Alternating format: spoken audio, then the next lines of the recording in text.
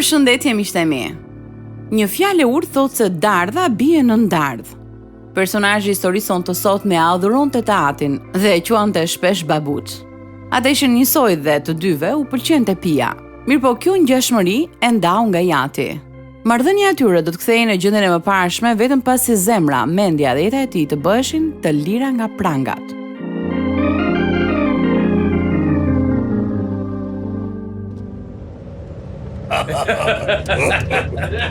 Gjaxa im do t'ju pëlqej shumë. Ai nuk e fret mendjen për asgjë, apo jo, babuç? Po, more po. Është një kokëdhë që vetëm dokra ti të thotë. Ai vlell gjerpri me zile dhe ju merr helmin për ta shitur. Edhe nuk e ka fare problem nëse përdorni xhipin e tij. Po, fare. Është i papar. Sa më pëlqen koha që kaloj në shtëpinë e tij. Është shumë larg? Jo shumë. Do ta ndezësh cigare? Po, si plago para babait tënd? Po pse mor burçaka? Ndizor plak, ndizë tani. Mos do të gjë babai yt e kam hallin.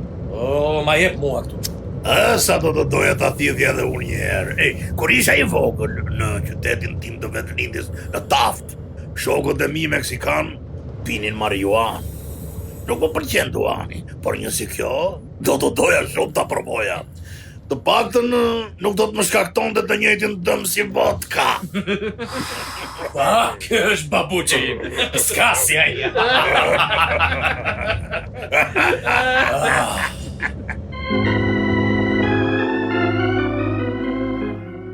Po ndishni të lirë nga prangat, radiodramatizimin e historive të vërteta njerëzore. Janë këto histori që përcjellin lajmin e mirë në botë. Janë prodhuar në Chicago nga Pacific Garden Mission dhe vinë për ju në gjuhën shqipe nga Radio 7 në Tiranë. Sot për transmetim ju të ndihni programin me numër 300, programi që ju bën të përballeni me veten dhe të mendoni.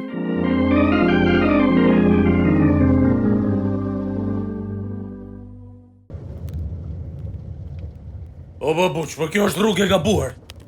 Nuk duhet isha kthyer majta siç the ti. Kemi ngecur. Është do të bësh tani. Je për të zurzull dhe nuk thehesh dot. Unë e njoh mirë këtë rrugë.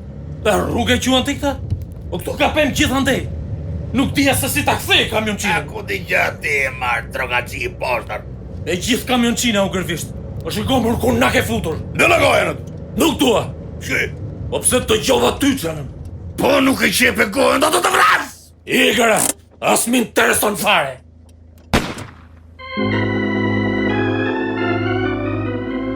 Personazhi i historisë sonë të sotme ishte vetëm 23 vjeç kur për shkak të një grindje, Jati e qelloi me një pistolet 45 mm. Në atë kohë ishte student, ndërsa Jati pensionist. Ai kishte marrë pjesë në 3 luftra dhe ishte dekoruar si veteran. Kishte shërbyer në ushtri për 32 vite e gjysmë. Megjithatë, së bashku, atë e birë luftonin kundër armikut të lashtë të kësaj bote. Në pjesën e parë të historisë së tij me 2 pjesë, do të dëgjojmë se si Charles Morales, i njohur si Dallas Morales, u bë i lirë nga prangat.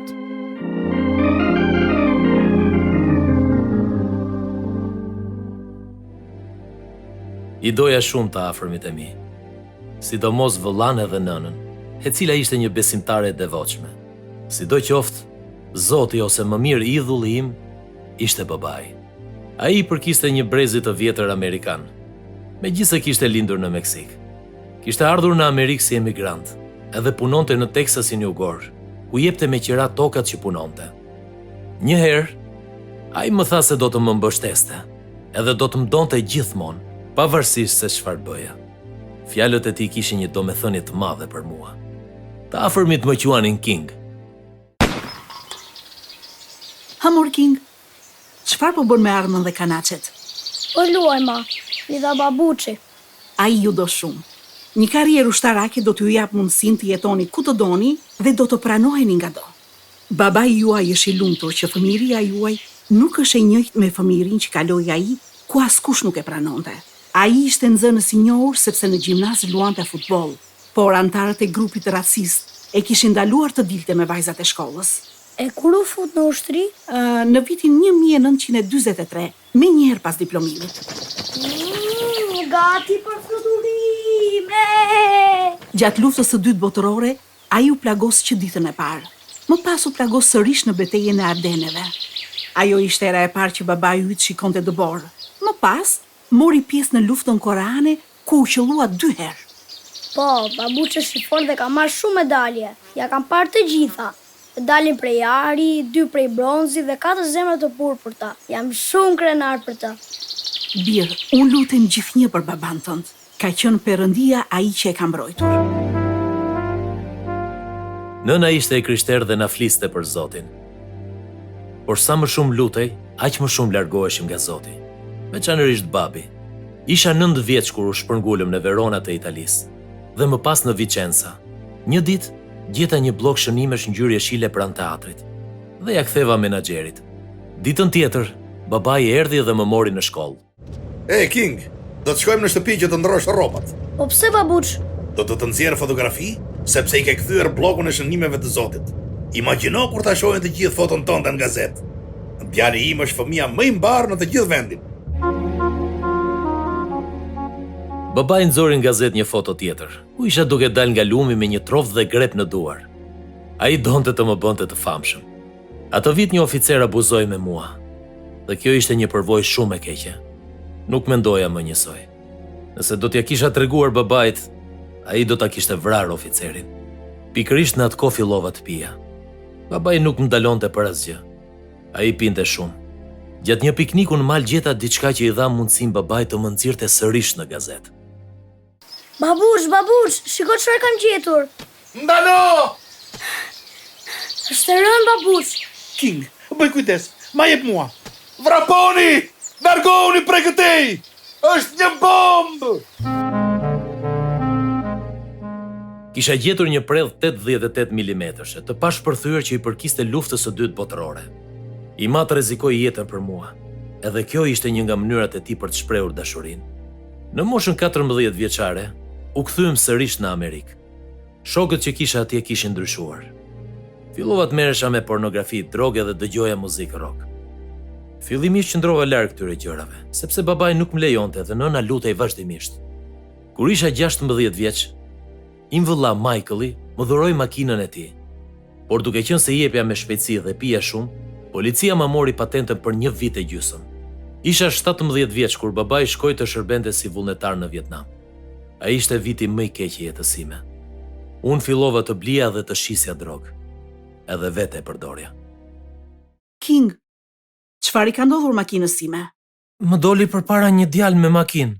Por ti sa e more patentën? E di, tani do të duhet të përdor motocikletën. Mos ec me shpejtësi, Bir. Unë lutem gjithnjë për ty, Bir, por ti duhet që të vish tek Krishti, që ai të ndryshojë. Ligjet janë krijuar për të na mbrojtur dhe ti duhet t'i zbatosh. E di çfarë thot babuçi? Lufto, dashuro, jeto edhe vdis duke u përpjekur. Birim, ky parim nuk gjendet në Bibël. Unë e dua baban tënd, por ai duhet që të shpëtohet. Po ashtu edhe ti. Po kur do të kthehet babuçi? Pas disa javësh. Vërtet? Mezi po pres ta takoj. Gjatë ditës nëna drejtonte një pikë karburanti, ndërsa gjatë natës një klub bowling. Në pranveri im vëlla u kthye në shtëpi. Një ditë ai mori kamionçinën e nënës edhe shkoi tek pika e karburantit. Ai kërkoi nënës të hapte kamionçinën ku brenda ishte fshehur babai. Nëna u hodh në krahët e tij e gëzuar dhe e përlotur. Prindrit e donin shumë njëri tjetrin, edhe kjo ishte e rëndësishme për ne.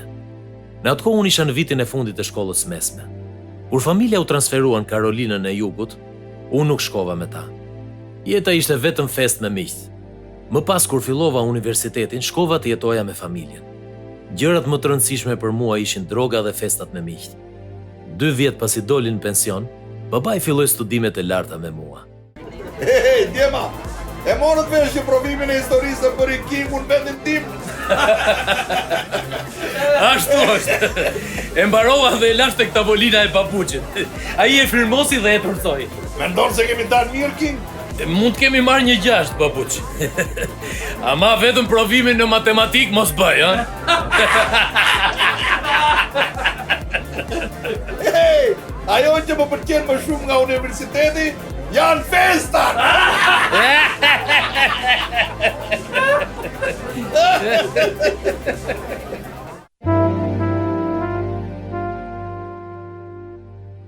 Ne pinim, shkonim në festa të ndryshme dhe luanim kumar. Mendoja se jetë më të mirë se kjo nuk kishte. U përfshim edhe në tregun e zi, ku blinin dhe shisnim sende në mënyrë të paligjshme. Ishim bërë për njëri tjetrin. Gjatë asaj kohe më vodhën motocikletën dhe më pas unë prisha makinën. Babai më bërtiti si i marr. Në fund u qetësua. King, çfarë ndodhi? Po binte shi edhe magnetofoni nuk punonte. U përkula për ta parë dhe kur u ngrita, një kamion më preu rrugën. O sa i marrë që je. Asnjëherë mos ja ndaj syt rrugës. Po unë po ecja me 50 km/h. Nuk pata kohë të frenoja, u përplasa fort pas ti. Tani pjesa e përparme duket si fizarmonik. Edhe motocikletën ta morën. Po pra, policia nuk ka arritur ta gjej. Ti nuk je për timon, more djalë. Po thjesht duhet i marr dorën. Si thua sikur të blejmë një rulot? Një Volkswagen të përdorur që të bëjmë festa. Apo mirë. Eja të çoj tek një shitës. Babai më bleu një rulot të re, pjesa e pasme së cilës hapej. Brenda kishte tavolinë, sobe dhe frigorifer. Babai më dha edhe një kartë krediti sepse donte të më bënte qejfin. Mendoja se isha i rëndësishëm. Në fakt isha vetëm një 23 vjeçar i marrë edhe i pakdhëndur. Tani idhulli im ishte rulota. Mike, hidhi një sy kësaj? Dallas Morales. Ku i gjetët këto shkronja? Tek shitësi. Ç'është ky emër? Është një pseudonim që përdor kur luaj futboll tavoline. Jam shumë i zoti edhe një herë djemt më pyetën se si ishte mundur që dija të luaja kaq mirë. Kur po ju thosha se vija nga Texasi, njëri prej tyre më quajti Dallas Morales. Që nga ajo kohë shokët më njohin me këtë emër. Dallas Morales. Më pëlqen. Të gjithë më thrasin kështu. Për mua ti do t'jesh gjithnjë Kingu. Nese, ti kujdesu për rulotën, more vesh. Të piu e zeza po e prish edhe këtë.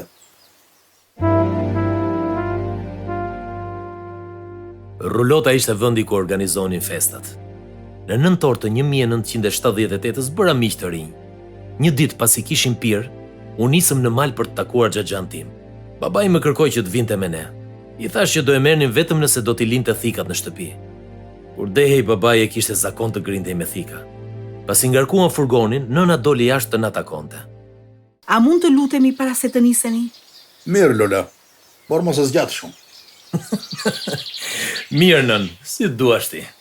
Le t'i bashkojmë duart. Zoti dashur, të lutem kujdesu për familjen time gjatë udhëtimit. Unë i dua ata, Zot, por ti i do akoma më shumë.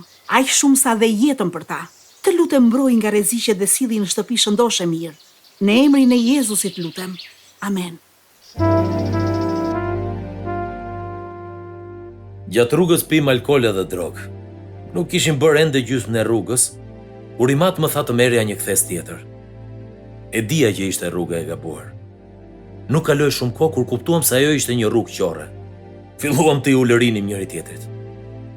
Pa pritur, brenda në rulot u bë dritë. Pakrarori filloi të mdilte gjak. I mat kishte nxjerrë një pistolet 45 mm edhe më kishte qelluar nga një distancë e shkurtër. Ai nuk e kishte kuptuar se ç'kishte bërë sepse ishte i dehur. E ndala automjetin, hapa derën dhe rash për tokë duke e ditur se mund të vdisja. Miqtë e mi filluan të ulërinin dhe të qanin. Ata ja morën menjëherë armën babuçit. Ai erdhi të më ndihmonte ndërkohë që miqtë po më lëviznin. Neve ishim të gjithë të pirë dhe nuk e kuptova sa kohë u desh për të mbërritur në urgjencë. Bir, më duhet të ta heq bluzën që ke veshur. Oh, Perëndi. Kjo është një mrekulli. Ti djalosh je me fat. Do t'jetoj? Plumbi ka kaluar nëpërmjet dhjamit të stomakut dhe ka dalë nëpërmjet dhjamit që ke pranbrinjës. Nuk është ndonjë dëm i madh.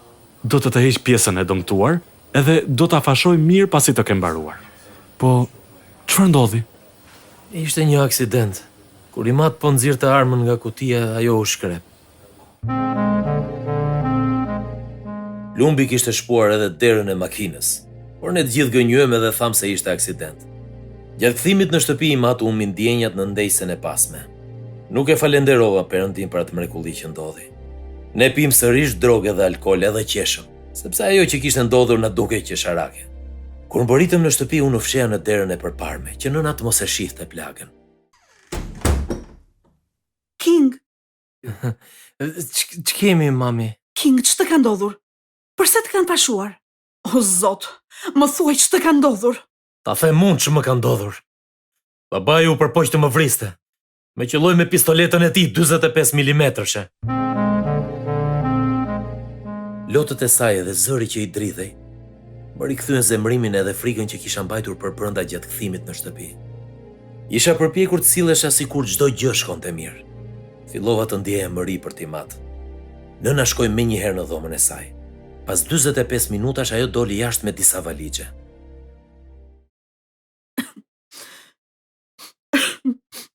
Unë kam dështuar Sinan. Ku po shkon? Do të largohem. Lutem mami, mos ik. Nuk ka kuptim që të ri. Unë isha këtu kur ju nisët për rrugë dhe jam përgjegjëse për këtë që ndodhi. Nuk mund të qëndroj këtu dhe të shoh se si e çoni dëm jetën tuaj. Herën tjetër kush e di se ç'ndodh. Jo, ma të lutem mos ik. Po qëndrove t'jap fjalën se nuk do të marr më drogë. King, ti më ke thyer zemrën. Nuk duroj dot më. Të lutem qëndro. Të jap fjalën se nuk do të marr më drogë. Të premtoj. Nëna qëndroi, por unë u zemrova shumë me baban. Isha betuar se nëse nuk largohesha nga shtëpia do ta vrisja. Të afërmit më inkurajonin dhe shpesh ja dilnin të më qetësonin. Ajo përvojë e hidhur nuk më mësoi asgjë. Shkoja lokaleve dhe o tregoja plagën të gjithëve. Një natë pasi kishin kaluar 2 muaj, po shkoja në shtëpinë e një shoku për të marrë drogë. Një i huaj doli prej saj duke vrapuar dhe më goditi disa herë në kokë. Çfarë bën këtu ti more kokë shkret? Ha, ta tregoj unë ty që merresh me të dashurën time. Me dashurën tënde? Po unë thjesht kam ngatruar shtëpinë. Do të të vras, po u duke më nga këto anë, dëgjove? Të lutem më lër të shkoj. Qëro përpara se të jetë trut me të shtat. U largova duke u dridhur i tëri nga frika. Dhe udhtova me makinë për një kohë gjatë, e kisha humbur të ruan. Nuk mbaj mend se ku shkova, por në mëngjes kur u ktheva në shtëpi, rash mbi shtrat si i vdekur. Marrëdhënia me Timat vazhdonte njësoj. Isha i mbushur plot me mëri.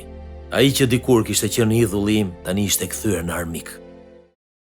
King, nuk duhet të jetosh në mëri. Bibla thot se ne duhet të falim. Vetëm kështu mund të kemi paqe. Më vjen keq, mami. Por tani e urrej babin më shumë se asnjëherë tjetër. Por ai ishte i bir. Ti di shumë mirë që ai nuk do të lëndonte kur nëse do të ishte esëll.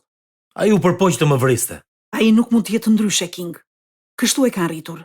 Nëna i ka mësuar se kjo është një botë ku duhet të luftosh. Fillimisht qello dhe pastaj fol. Po si mund të qellosh fëmijën tënd? E di që nuk është e drejtë, por këtë i kanë mësuar dhe e kanë paragjykuar shumë kur ka qenë në shkollë. Mami, unë i di të gjitha këto, por nuk ka justifikim. E vërtet, por ai është babai yt. Kam qenë shumë krenar për të në të kaluarën. Tani jo më. Alkooli nuk i bën as pak mirë. Edhe ti duhet të heqësh dorë nga pija. Nuk kam për ta besuar më kurrë. Unë po lutem shumë për ju të dy. Alo? Oh, Michael, po zemër, këtu është. Prit një minut. King, është vëllai yt Michaeli. Sa mirë. Ç'kemi vëllaçko, si e? Si të kam, King? Po mirë. Doja të të pyesja. A ke dëshirë të vish të jetosh në New Orleans për disa kohë? Me të vërtetë e ke? Po, do të bënte mirë të ndroj ambient. Pse jo? Unë nuk është se kaloj shumë kohë në shtëpi. Nuk e kisha takuar tim vëllai që nga koha e diplomimit, sepse ai u largua për të jetuar vetëm. Kishin kaluar 3 vjet. Ne kishim qenë shumë të lidhur me njëri tjetrin. Ai më kishte dhuruar makinën e parë. Tani ishte martuar. I hipa një avioni, por për shkak të kohës keqe fluturimi nuk shkoi mirë. U ktheva në Kolumbi. Nga frika vendosja të merre autobusin. Michaeli po më priste. Si shkoi udhëtimi? Autobusi është shumë herë më i mirë se avioni, megjithëse mu deshën 17 orë për të ardhur këtu. Ma vjen mirë që je shëndosh e mirë, King. Ku do të shkojmë tani? Në një jetimore që ndodhet në një nga lagjet e New Orleansit. Jetimore? Po, do të shkojmë me makinën time. Unë dhe i me shoqe, po kujdesemi për disa adoleshentë. Ti mund të jetosh me ne. Do të përpiqem të të gjej një punë si roje atje. Sa mirë. Më parë duhet marrësh një certifikat nga kryqi i kuq që të deklaroj se je roje. Do ta zgjidhim këtë punë. Me se merresh në jetimore? Ndihmoj fëmijët. Ata ndihen të humbur dhe kanë shumë nevojë për dashuri.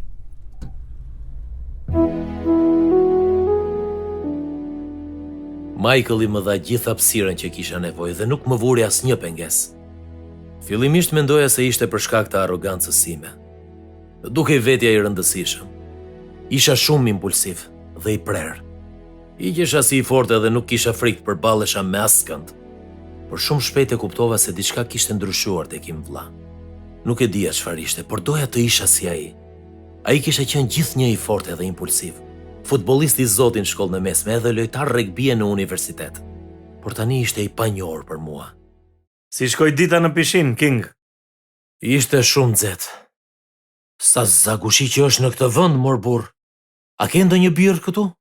Jo, më vjen keq. Atëherë po shkoj të blej një 2 shishe. Ne nuk pim, King. U bë kohë gjatë që kam hequr dorë nga pija. Tani po filloj një shkollë biblike. E po unë po dal të argëtohem ca. Si thua sikur dalim bashk?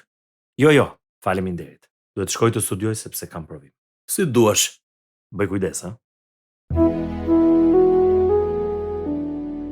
Ditë pas dite vija vërdall me kostumin tim të banjës. Dhe mahnitesha me punën që im vëlla dhe bashkëshortja e tij bënin. Një ditë dëgjova ti citonte njërit prej fëmijëve një varg nga letra e parë e Pjetrit, kapitulli 3 vargu 18, që thoshte: sepse edhe Krishti ka vuajtur një herë për mëkatet, i drejti për të padrejtët për të na çuar te Perëndia. U vra në mish, por u ngjall nga fryma. Nuk e kuptova ç'deshi të thoshte me të. Por vura re sa ishte një njeri i ndryshuar. Pyesja vete nëse edhe unë do të mund të isha i tillë një ditë. Nuk doja të mbushesha me zemrim edhe mëri, por kjo ishte diçka normale për mua. Fillova të shkoja në kish me Michaelin dhe bashkëshorten e tij, por jeta ime vazhdonte si më parë, duke qëndruar lokaleve dhe duke pirë. Ndërsa im vëllai jepte çdo gjë për të ndihmuar të tjerët. Ai nuk më ngacmoi asnjëherë. Por brenda fillova të ndryshoja. Nuk ndjeja më të njëjtën ngurtësi në zemër. Ndjeja diçka ndryshe. Kaluan disa muaj dhe më pas erdhi qershori. Hey, King. Kam vënë se ke disa shenja plumbash në trup. A e kupton sa pranë vdekjes ke qenë? Po, e di. Por nuk dua të më flasësh për Jezusin. Më lër të qetë. Unë dua të flas për Jezusin sepse ai më ka shpëtuar. Ai e ka kursyer jetën tënde, edhe të do. Gjithnjë të ka dashur. Ai dëshiron të të shpëtoj edhe të të pastroj nga mëkatet. Dëshiron të t'jap një jetë të re. Këtë bën Jezusi. Ju jep njerëzve një zemër të re, sepse Perëndia nuk e dërgoi birin e vet në botë që ta dënoj botën, por që bota të shpëtohet prej tij. Bibla thot, të gjitha gjërat u bën me anë të tij, dhe pa atë nuk u bë asnjë nga ato që u bën. Këtu përfshihesh edhe ti, King. Perëndia, ti njeh të gjitha mendimet e tua dhe do që ti të bëhesh biri i tij. Por jo vetëm kaq. Ti bëhesh gjithashtu vëllai i Krishtit. Unë edhe ti jemi vëllezër me anë të gjakut. Por nga ana frymërore, unë jam vëlla me Krishtin, edhe Perëndia është Ati im qiellor.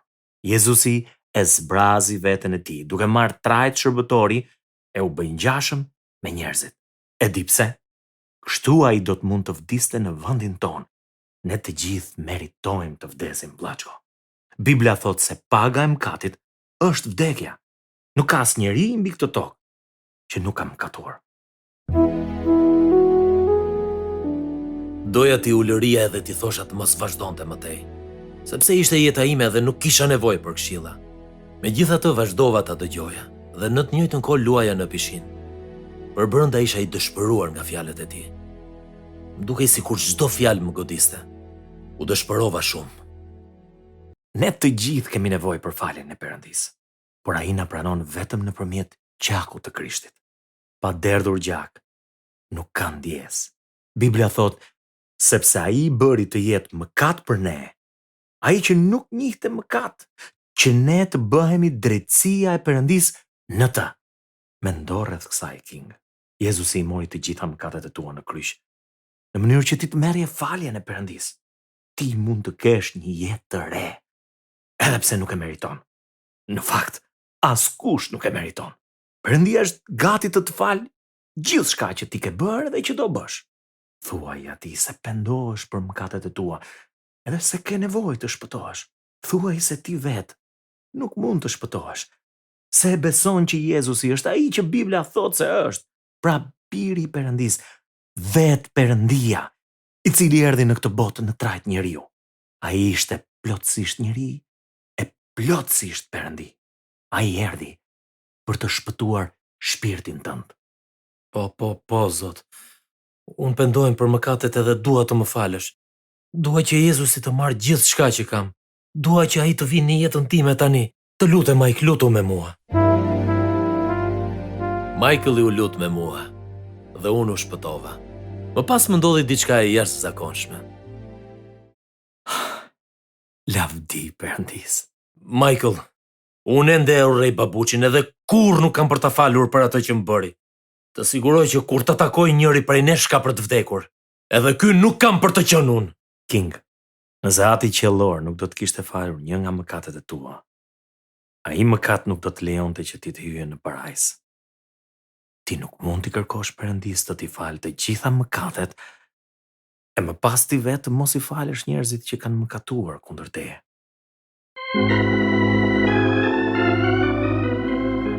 Si do t'i përgjigjej Dallas i kësaj thirrje? Po ju, çfarë do të bënit? Në programin tonë të erës së ardhshme do të dëgjojmë përfundimin e kësaj dëshmie prekse.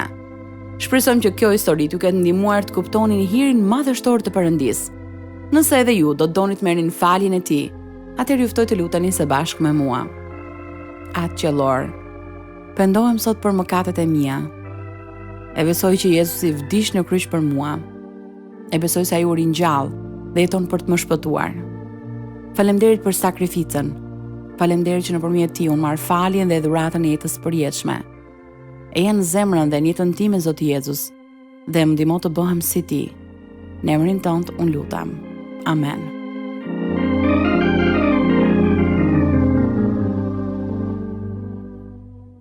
Nëse jeni lutur së bashku me mua e dëshironi të dini më shumë, ju ftoj të na shkruani në Radio 7, kutja postare 2914 Tiranë, ose më na dërgoni një email në info@radioviz7.net. Ndoqët programin me numër 300. Kjo ishte pjesa e parë e historisë së vërtetë të Dallas Morales.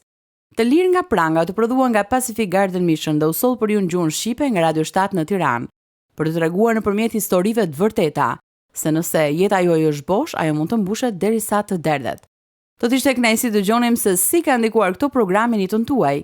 Ndaj mos harroni të na shkruani. Deri herë në ardhshme bashk, miru dëgjofshë.